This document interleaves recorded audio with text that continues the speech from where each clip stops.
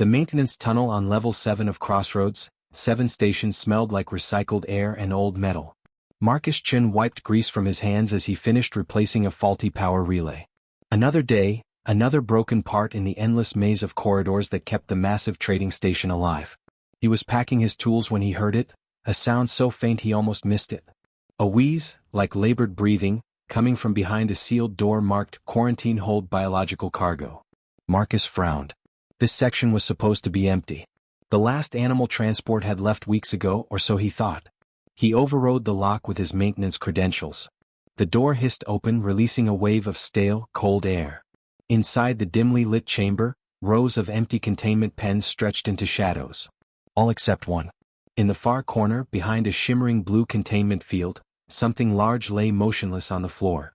Marcus approached slowly, his boots echoing in the silence. As his eyes adjusted to the low light, his breath caught in his throat. It was a wolf. Or something very much like a wolf, but enormous, easily 7 feet long from nose to tail. Its fur was a dull gray-blue, matted and lifeless. Ribs protruded sharply beneath the skin, each breath a visible struggle. The creature's eyes were open but empty, staring at nothing. "What the hell?" Marcus whispered. He checked the pen's display panel. Varelian lupus. Rejected merchandise. Awaiting disposal authorization. Disposal. They were going to kill it. He crouched down near the containment field. The creature didn't react to his presence. It didn't even blink. Marcus had seen depression before, in people, in himself during the dark months after his divorce, but never like this. This wasn't just sadness. This was complete surrender. "Hey there," Marcus said softly. Nothing. Not even an ear twitch. He stood and walked quickly to the nearest comm panel, calling the station's xenobiology department. After 3 transfers, a bored-sounding technician answered. "Yeah, the Varelian wolf thing. Been here 4 months. Won't eat, won't respond to stimuli. We tried everything, chemical appetite stimulants, neural encouragement, even telepathic bonding attempts. Nothing works. The transport company abandoned it here when they couldn't sell it. Station admin wants it gone by week's end." "It's still alive," Marcus protested. "Barely. Look, buddy, I get it. You humans get weird about animals. But this thing is basically a vegetable. Brain scans show consciousness, but it's chosen to die. Happens sometimes with highly intelligent species when they experience severe trauma. Best to let it go peacefully." The line went dead. Marcus returned to the pen and sat down on the cold floor outside the containment field. The creature, he couldn't keep thinking of it as the thing, lay there like a statue. Only the slight rise and fall of its chest proved it was alive. "They've given up on you," Marcus said to the silence. "Guess that makes 2 of us. You know, I wasn't supposed to be here either. Came to this station thinking I'd make something of myself. Instead, I'm just the guy who fixes toilets and power couplings. Nobody important." He laughed bitterly. "Talking to a dying alien wolf in an empty cargo hold. My ex-wife would say this is typical Marcus behavior. Getting attached to lost causes." Something changed in the creature's eyes. Just for a moment, the emptiness flickered. An ear twitched. Marcus leaned forward. "You can hear me, can't you?" The creature's gaze remained distant, but Marcus was certain now. Something was still in there, buried deep beneath layers of pain and hopelessness. He stood up, decision made. "Okay. I don't know what happened to you or why you've given up. But I'm not letting you die in this miserable hole. Not without a fight." The creature didn't respond, but Marcus didn't expect it to. He checked the time. His shift ended in 2 hours. He'd come back tonight. And tomorrow. And every day after that until either the creature lived or he ran out of time. In the cold darkness of the cargo hold, a human mechanic and a broken alien wolf began an unlikely journey. Neither knew it yet, but they were about to save each other. Marcus returned to the cargo hold that night with a blanket and his dinner. The station's artificial lights had dimmed to simulate nighttime, casting long shadows across the empty pens. The wolf creature lay in the same position as before, like a statue carved from despair. He spread the blanket on the floor outside the containment field and sat down, unpacking his meal. Synthesized chicken, rice, and vegetables. Nothing fancy, but it was warm and filling. "I'm back," Marcus announced to the silent room. "Thought you might want some company." No response. He hadn't expected one. Marcus ate slowly, talking between bites.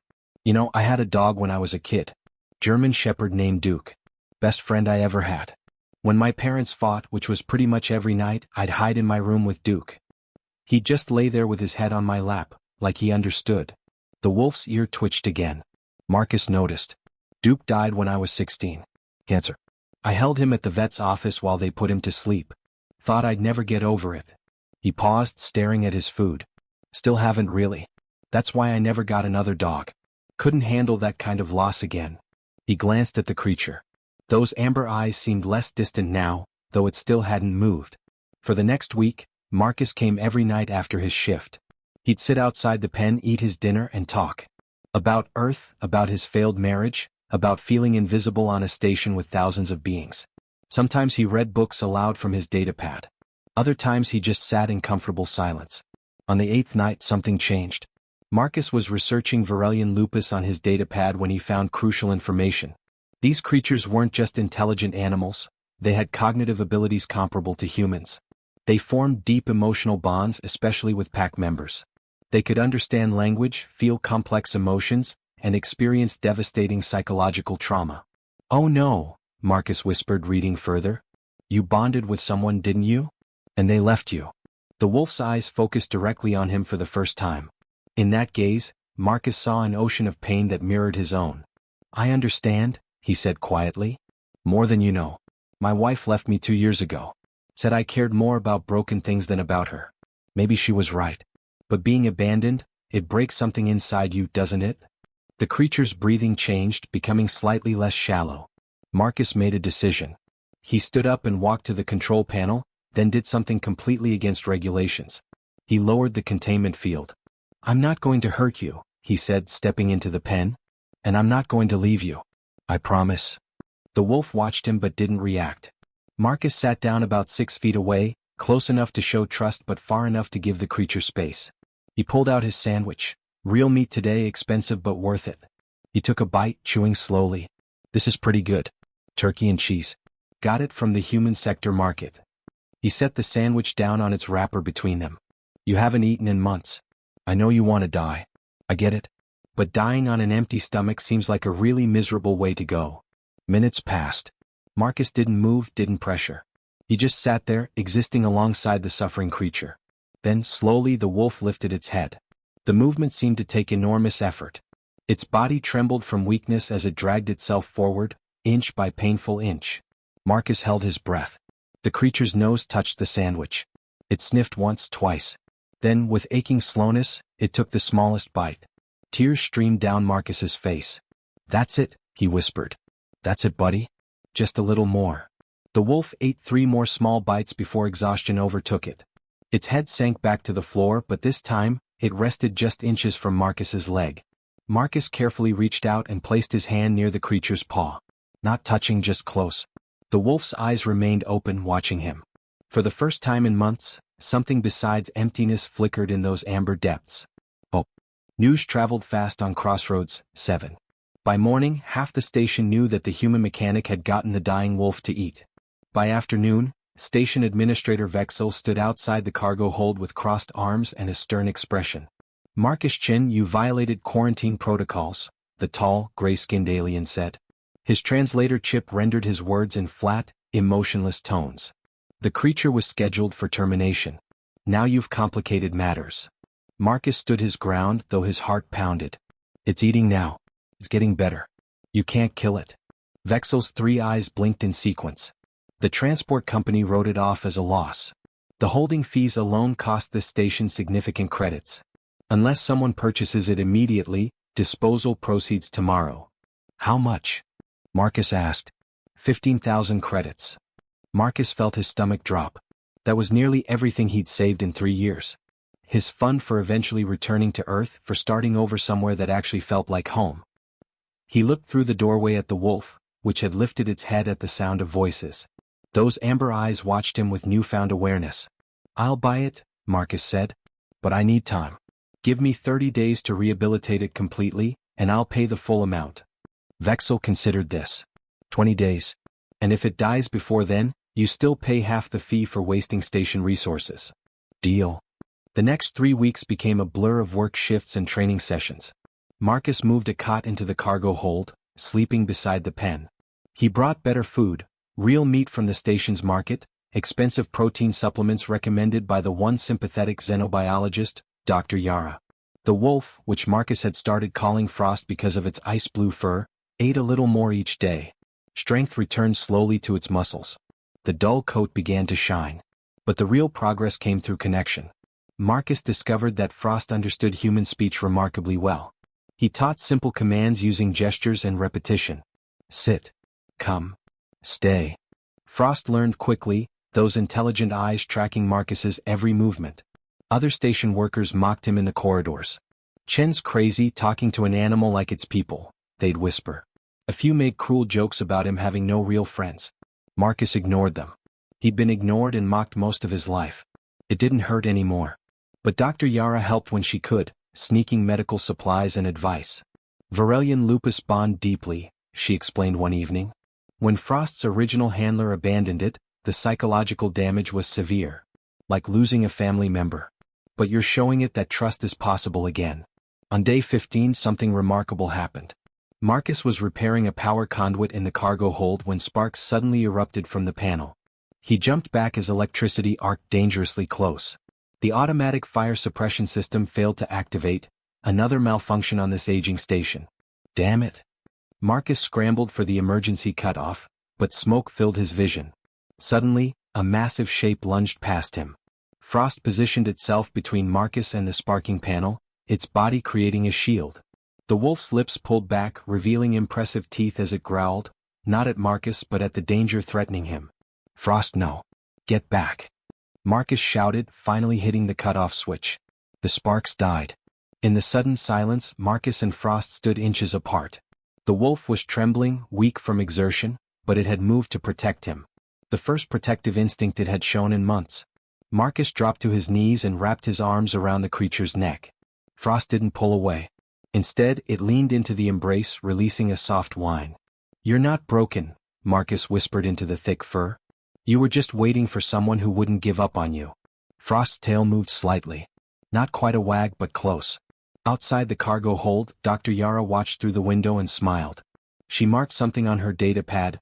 Day 15, subject showing protective bonding behavior. Prognosis upgraded from terminal to excellent. With 5 days remaining until the deadline, Marcus and Frost had become something neither had been in a long time. A pack. Day 18 arrived with mixed feelings. Frost was physically healthy now, moving with increasing strength and grace. Its fur had regained its magnificent silvery blue shimmer. But something was still wrong. Marcus noticed it during feeding time. Frost ate but without enthusiasm. It followed commands but seemed mechanical, like going through motions without purpose. And most troubling, it never vocalized. Dr. Yara had explained that Varelian lupus could howl, producing beautiful sounds to communicate with their pack across vast distances.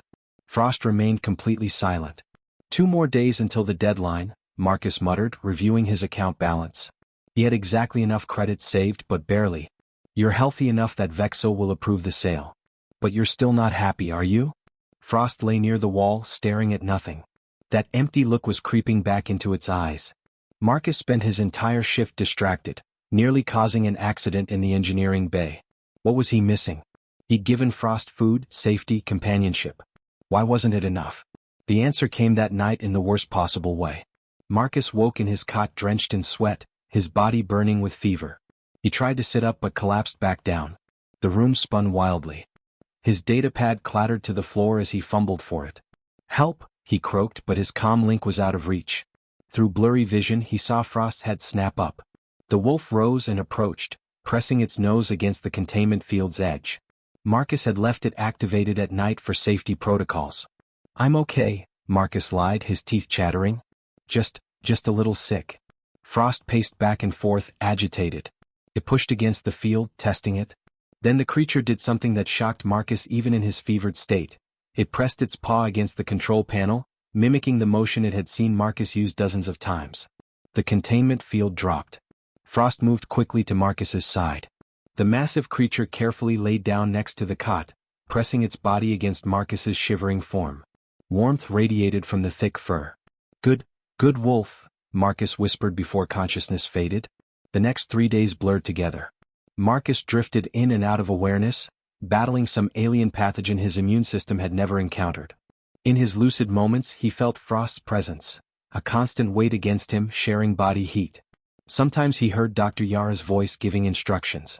When the fever finally broke on day 20, Marcus opened his eyes to find Frost's face inches from his own. Those amber eyes studied him intently. "Hey buddy," Marcus rasped. His throat was raw. "You stayed." Dr. Yara appeared with water and medicine. "Stayed?" "Marcus, this magnificent creature refused to leave your side for 3 entire days. It wouldn't eat. Wouldn't move. Just kept you warm and alert, whining whenever your fever spiked so I'd know to check on you." Marcus stared at Frost in wonder. "You skipped meals? For me?" Frost's tail wagged slowly. For the first time since they'd met, the wolf looked truly alive. Not just surviving, living. "You chose me," Marcus whispered, understanding flooding through him. "I thought I was saving you, but you were deciding if I was worth saving too." That evening, Marcus transferred his credits to Administrator Vexel. Every last one. Frost was officially his, or rather he was officially Frost's. He arranged for larger quarters and spent hours creating a proper space. Using scrap materials from the recycling center, he built a den-like area with soft surfaces and cool lighting, mimicking the ice caves of Varela 9 that he'd researched obsessively. On their first night in the new quarters, Marcus sat on the floor while Frost explored. The wolf checked every corner, every shadow. Finally it returned to Marcus and sat beside him. They looked out the small viewport at the stars beyond. "I was broken too," Marcus admitted quietly. "Thought I'd always be alone. But maybe we were just waiting to find each other." Frost turned its head toward the viewport. Its chest expanded with a deep breath. Then for the first time in years, it howled. The sound was haunting and beautiful, echoing through the corridors of Crossroads 7. A song of mourning for what was lost and joy for what was found. Marcus leaned against his companion, tears streaming down his face. They weren't alone anymore. 3 months after Frost's howl echoed through Crossroads 7, everything had changed. Marcus walked through the station's main corridor with Frost padding beside him, no leash needed. Beings of dozens of species stopped to stare. Some whispered. A few even smiled, or whatever their species did to show happiness. The story had spread across the station like wildfire. The lonely human mechanic who saved the dying alien wolf with nothing but patience and sandwiches. It sounded like a fairy tale, but everyone had heard Frost's howl that night. The sound had touched something deep in creatures across the station, regardless of their species. "Morning, Marcus." "Morning, Frost," called out Tila, a 4-armed merchant who ran a food stall. She tossed a piece of dried meat, which Frost caught effortlessly. "Thanks, Tila," Marcus grinned. Administrator Vexel approached from the opposite direction. Marcus tensed, but the tall alien merely nodded. "Chin. The council wants to speak with you. Conference room 7, 1 hour." "Am I in trouble?" "Quite the opposite." Vexel's expression remained neutral, but his tone softened slightly. "You've brought something unexpected to this station. Hope, I believe you humans call it." The conference room was packed. Station council members, Dr. Yara, and several beings Marcus didn't recognize. One was clearly Varelian, tall and elegant with the same silvery blue coloring as Frost. Frost immediately moved toward the Varelian, sniffing cautiously. The alien knelt and made a series of low musical sounds. Frost's tail wagged. "Your companion responds to our traditional greeting," the Varelian said, standing. "I am Calera, representative of the Varelian Conservation Collective. We've traveled far to meet the human who saved one of our children. I couldn't let Frost die alone," Marcus said awkwardly. Calera's eyes, 3 of them like Administrator Vexel, studied him carefully. "Frost, you gave it a name. You gave it family.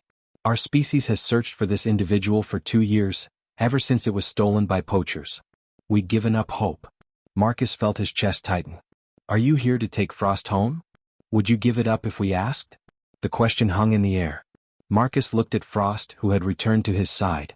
The wolf pressed against his leg, amber eyes watching him. "No," Marcus said quietly.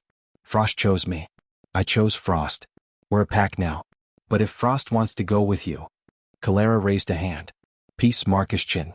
We don't separate bonded packs. That's what caused this tragedy in the first place. I came to thank you and to offer you something." She pulled out a crystalline badge. "Honorary membership in the Varelian Collective. No human has ever received this honor." Marcus accepted it with shaking hands. "There's more," Dr. Yara spoke up, smiling. "The station has approved funding for a rehabilitation program.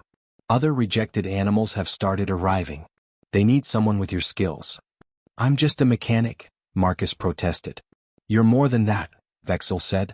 You saw value where others saw waste. You gave time where others gave up. Very human traits, Chin. Irritating but occasionally useful. Marcus laughed. I'll take that as a compliment. Over the following weeks, the cargo hold transformed into a proper sanctuary. Marcus stayed a mechanic. He enjoyed the work, but spent his free time with creatures no one else wanted. A three-eyed bird with a broken wing. A slug-like being that had been traumatized by its previous owner. Each one found hope in the quiet human who sat with them and talked about broken things becoming whole. Frost helped too. The wolf had a gift for sensing when other creatures were afraid or in pain. It would lay near them, offering silent comfort. One evening, Marcus stood in the observation deck with Frost, watching a transport ship depart with 3 rehabilitated creatures heading to proper homes. We did good work today, Marcus said, scratching behind Frost's ears. Frost leaned into him, tail wagging steadily. A passing group of alien engineers paused nearby. One muttered, humans. They'll try to befriend anything. His companion responded, maybe that's not such a bad thing. Marcus smiled. He'd spent years feeling invisible and worthless. Now he had purpose, family, and hope. All because he'd refused to let a broken creature die alone in the dark. Frost howled softly, a sound of contentment. And Marcus howled back, off-key and terrible, making them both happy. In the vast emptiness of space, 2 souls who'd lost everything had found what mattered most. Each other.